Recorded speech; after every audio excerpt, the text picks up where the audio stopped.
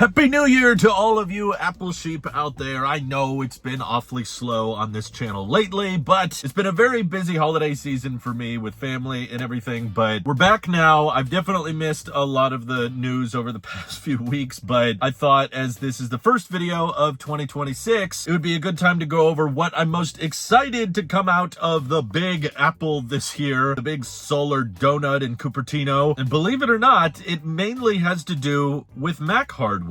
Let's begin. So first off, there were a few rumored Mac products that were supposed to come out near the end of last year that didn't. So I'm leading with that for today's video because the cheapest MacBook basically ever could essentially launch in the next couple of months because Apple has reached a point where their A series of chips, as in the chips that they put in our iPhones, I guess is powerful enough to finally run a consumer grade Mac. You know, technically we had the A12Z and the Mac Mini Dev Kit, but that wasn't really available to the public. But there's been rumors now for a while that there's an A19 Pro chip going in a small, 12 to 13 inch MacBook, which would not be a very fancy machine by any means. It would just have a basic LCD display. It would probably be worse than the MacBook Air in both like brightness and performance and speed and everything. But a lot of people are just using their Macs as entertainment and word processing, and they often don't need much more functionality than what a Chromebook offers. They're using it for email and web browsing, but they also just want it to be in the Apple ecosystem. They want the Find My support, they want to be able to AirPlay to their MacBook, and they want iMessage and AirDrop functionality. So the rumors are saying this would sit comfortably below $1,000, which once you factor in inflation, that means this would essentially be the cheapest MacBook of all time. And by no means we're talking about like Chromebook levels of cheap. It would still be likely around the $700 price area, but the A19 chip is super power efficient, which means you'd probably have great battery life on that machine because it's never going to pull that much power. And while it's not necessarily a laptop I would buy, I'm just excited to see Apple use Apple Silicon not just to unlock great performance, but also unlock better affordability than ever before. That's kind of exciting to me. A different rumored Mac that I haven't had a chance to talk about on this channel yet that I'm really excited about because it's actually something that's more catered towards my demographic is there's actually been references to an unreleased Mac within debug code. So this is from Apple. It's not from Ming-Chi Kuo. It's not from The Information. This is literally internal software that shows there is a unreleased iMac that's rocking an M5 Max chip. Okay, so that's not a big surprise. The M5 Max chip is of course happening. The M5 has already been announced, and Apple's been pretty consistent with their silicon rollout. I think everybody knows there's going to be an M5 Pro, an M5 Max, and perhaps even an M5 Ultra in the future. But what the surprise is we didn't realize Apple would consider putting that Pro high-end chip into an all-in-one iMac, which in my opinion, as far as Pro use cases are concerned, has been very much ignored. The iMac has basically just been diminished to a reception decoration device where they don't care too much about the performance or the utility. They put in the base level M chip and just gave it a 24-inch LCD display. It's not even HDR, and in my opinion, it's still quite hideous. Yes, after all these years, it still has not grown on me. But even if they keep the chin and even if the bezels aren't that thin, I'm just excited at the notion of there being a larger all-in-one iMac that actually has pro level performance on the inside. And I think there's a lot of directions they could take that. There's also been a lot of rumors this year for a refreshed studio display that would have a pro motion refresh rate and have better HDR capabilities than the existing studio display. So my hope is that if Apple is experimenting with a 120 hertz, 27-inch panel, then, it's kind of difficult to do a 5K or 6K resolution at 120 hertz, even through Thunderbolt 4. So my hope is that they could incorporate that panel into an iMac, and then you can bypass the limitations of Thunderbolt 4 or 5 or whatever, and just have the high refresh rate and high resolution directly wired into the onboard computer. So you could essentially unlock some really great refresh rates at high resolution with an all-in-one iMac design. I still have have my original iMac Pro. Maybe this one they rebrand to iMac Studio or something, I'm not sure, but still, I'd be really pumped to see some high-end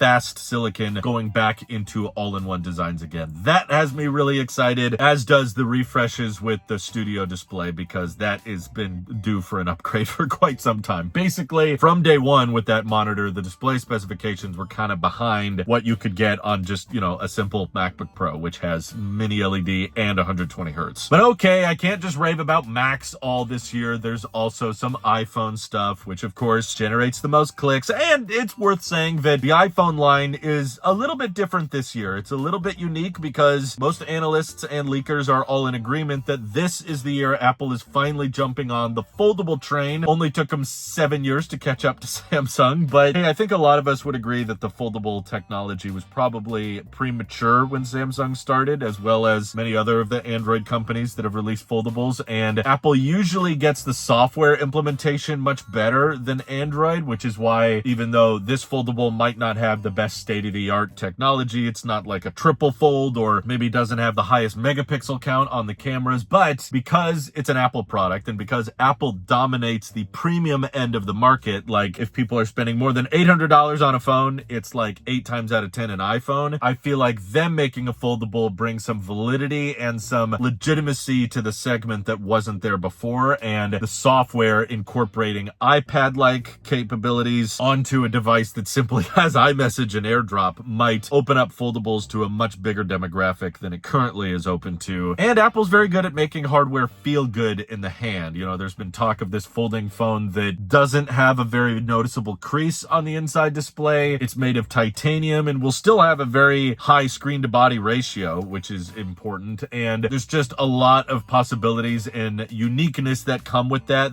I have to admit is kind of interesting. I'm not sure if I'm the target demographic for the folding iPhone, and I still personally think that most people are going to end up still buying, the 18 Pro Max or whatever, because they want the best possible battery and the best possible camera, and it's likely the foldable is just not going to be the best in either of those, despite being more expensive. But from a tech journalist's point of view, it's still exciting to see Apple break out of the routine, break out of the norm a little bit, and I want to try it out. I want to hold it, I want to use it, and see if it's something that might make more sense as a daily driver. And on that same note of what excites me this year of what's coming out is also what's not coming out. This is allegedly the first year that Apple is not going to release the base model in the lineup. So the iPhone 18, I guess, is not supposed to actually come out this year. They're changing up the lineup a little bit to release the cheaper iPhones in the spring from here on out, but we're kind of in that awkward phase between the iPhone 17 line, where we did get the base model, and the iPhone 18 line, where they're switching to not releasing the base model, which means,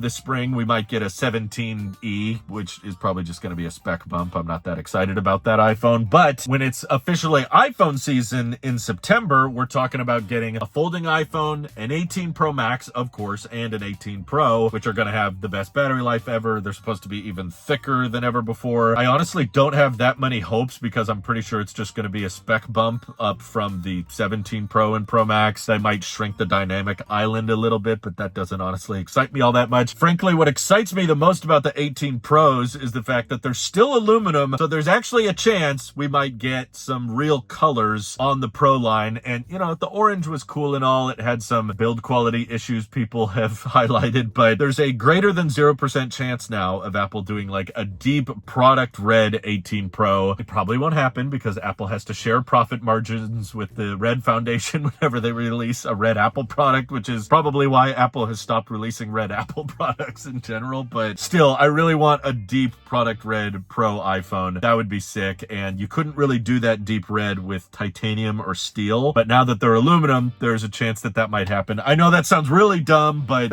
sorry, the little Apple sheep kid in me, that's what I want to see this year, is a product red 18 Pro. And then also potentially the fourth iPhone coming in the fall would be a refresh to the iPhone Air. There's been some back and forth on these reports. Some of them have said that the Air 2 is being delayed or just straight up canceled because the regular iPhone Air has flopped so hard, but there's also some reports saying that they might throw in an ultra-wide lens. They might beef up the camera bump. Perfect. Just make the thinnest iPhone ever even thicker. What an innovation. But I'm not terribly excited because I didn't love the first gen iPhone Air, and the second gen I don't think is going to fix most people's issues with it, which is, it's not that people just need needed an ultra wide, and that solves all their problems. It's, again, the masses are still buying the pros. They want the best possible camera, and yes, that includes the telephoto, and they want the best possible battery, which is still just not going to be the case on the iPhone Air, especially if you're adding an ultra wide lens into it, because that's going to eat into the internal space and likely decrease the battery life, or at the very least maintain it, which again is not that great, because if the camera bump gets bigger, then the iPhone Air battery pack on the back has got to get slimmer. But I don't think that many people were buying it anyway. Okay, the last thing I'm excited about this year that might slip into 2027, it's very possible, so that's why I saved it for last. Sorry, I'm going back to the Mac because I'm still a Mac guy, and the iPads have just been so incremental and not that exciting in the past few years. I'm sure there will be a few spec bumps with the iPad this year, but none of them are that interesting to me. But what really has me nervous / excited is the twice a decade redesign to the MacBook Pro that's rumored to be going on. There's a chance we see it at the very end of 2026, but it's rumored to have a dynamic island, an OLED display, a redesigned chassis that is thinner, which I don't love to hear about the MacBook Pros. I'm like, make the MacBook Airs as thin as you want, but the Pros should be focused on being chonk, ginormous battery with great thermals. So hearing that it's thinner makes me a little nervous, and even has a touch screen. That part really scares me because I kind of like my point and click optimized UI, and I'm like, if you want a hybrid, buy an iPad, you know, that can be point and click and a touch interface. But I am nervous to see what Apple has in store for this big MacBook Pro refresh that could be a super cycle. My MacBook Pro is still holding up great. Typically, I upgrade my MacBooks whenever there's a big redesign, and this one I'm not so sure about. I'm sure it'll have faster silicon, and I'm sure it'll have great battery life, and there will probably be many advantages to this new MacBook Pro for sure, but I just am curious what they're going to do with macOS if they are officially bringing a touchscreen to the MacBooks. I'm not a big fan of the idea, but Apple has surprised me in the past, so of all the Apple products that are rumored to launch in 2026, that's the one I'm the most interested in, but I hesitate to use the word like excited. I'm kind of nervous about it because I'm worried they might change up and mix up everything I love about the Mac, and it might make me just want to hold on to my existing legacy MacBook Pro even more because it's still honestly running great and I'm happy with it. What are you guys most excited to see this year? I'm sorry I didn't give much time to the Apple Watches. It's just the other product lines like the AirPods and the watches and the iPads have just kind of flatlined to me, and there's not much room for improvement, but feel free to let me know what you're excited to see down in the comments below. And thank you to everybody supporting this channel directly. Seriously, helps us out a ton, as does just watching these videos. So thanks again. This is your Apple Sheep here, and I will see you on the next one.